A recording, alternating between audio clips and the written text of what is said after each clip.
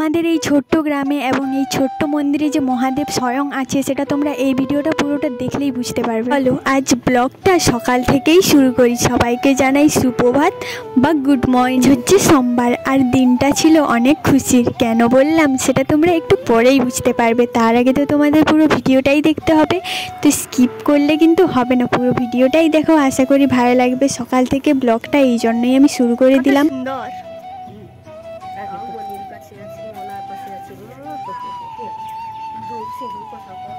সকাল চানটা করে নেওয়ার পরেই আলতা পরে নিয়েছি। আর তোমরা হয়তো অনেকেই বুঝতেই পেরে গেছো যে কিসের জন্য আলতা পরেছি বা কি জন্য আজকের দিনটা এতটাই খুশি। তো চলো দেখতে থাকো। মোর মাকে মোর মায়ের একে দাও একে দাও একে দাও।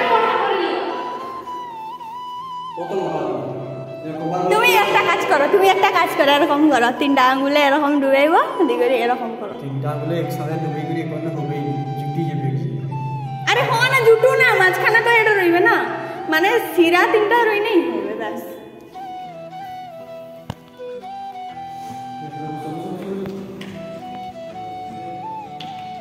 সেই জন্যই চলে এসেছি আমরা মন্দিরে।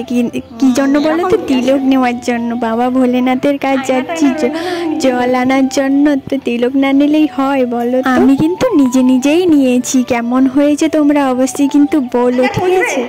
মন প্রাণ থেকে যদি কোনো ঠাকুরকে আমি ভক্তি করে থাকি আমার এত বড় জীবনে, তো আমি সেটা মহাদেবকেই অনেক ভক্তি করি, সত্যি বলতে মন থেকে একদম। তো এই যে আমি নিজে নিয়ে নিয়েছি। আর কেমন হয়েছে অবশ্যই বলো। ভোলানাথকে প্রণাম করলাম আর মাকে প্রণাম করবো না বলো তো? শীতলা মা এটা। তো এটা আমাদের হচ্ছে মন্দির, তোমাদের একদিন অবশ্যই শেয়ার করবো। তারপরে আমি চলে এসেছি বাড়িতে। রেডি হয়ে গেছি কিন্তু এখনো মাইক এসে পৌঁছায়নি, সেই জন্য আমরা বেরোইনি। তো আর একটু পরে আমরা বেরোবো, আর সেই লেভেলের ডান্স হবে, সেই মজা হবে। আর তোমাদের সব আপডেট আমি দিতেই থাকবো, তো তোমরা অবশ্যই চ্যানেলটাকে ফলো করে রাখো। আমাদের ভোলে বাবা না খুব জাগ্রত। কেন বললাম সেটার প্রমাণ তোমরা একটু পরেই পেয়ে যাবে। কারণ এত রোদ দিচ্ছিল কি বলবো তোমাদের বন্ধুরা। কিন্তু আমরা যে এর আগের বছর গেছিলাম, এত বৃষ্টি, তো মনটা একদম সত্যি সকাল উঠেই খুশি হয়ে গেছিলো। আর এবারে সকাল উঠেই মনটা অনেক খারাপ লাগতেছিল, কারণ প্রত্যেকবারই বৃষ্টি হয়, এবারে কেন বৃষ্টি হয়নি সেই জন্য।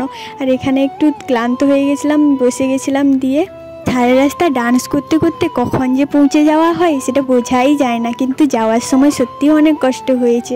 তারপরে জানোই তো, একটু মজা তো করতেই হয় বলো। মানে বছরে একবার যাই, তো একটু মজা তো করে নিতেই হয়।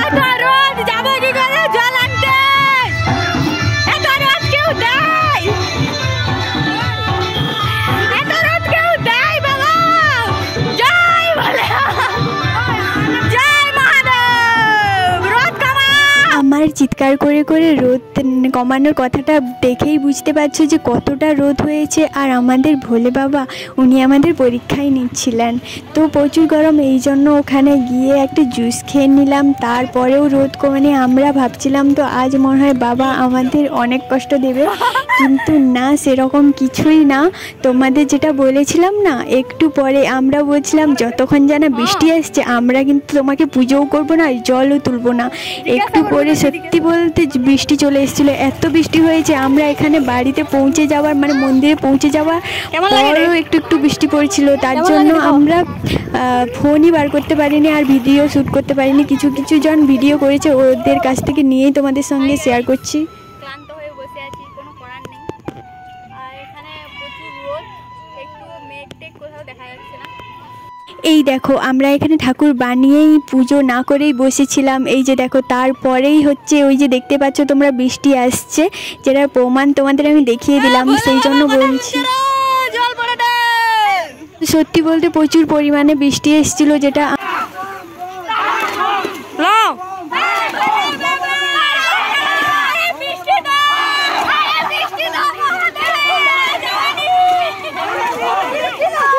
এইরকমভাবে বাবাকে আমরা সবাই মিলে ডাকতেছিলাম মন ভরে, সেই জন্য বাবা আমাদের কথাটা ফেলতেই পারেনি। আর এত পরিমাণে বৃষ্টি এসেছিলো যেটা আমরা ভাবতেই পারিনি, কারণ এত রোদের মধ্যে যে কোথাও বৃষ্টি আসবে আমরা ওটা আশাও করিনি। এটা সব হয়েছে ভোলে বাবার জন্য। জয় ভোলে বাবা। সবাই একটু কমেন্টে লিখে যেও কিন্তু।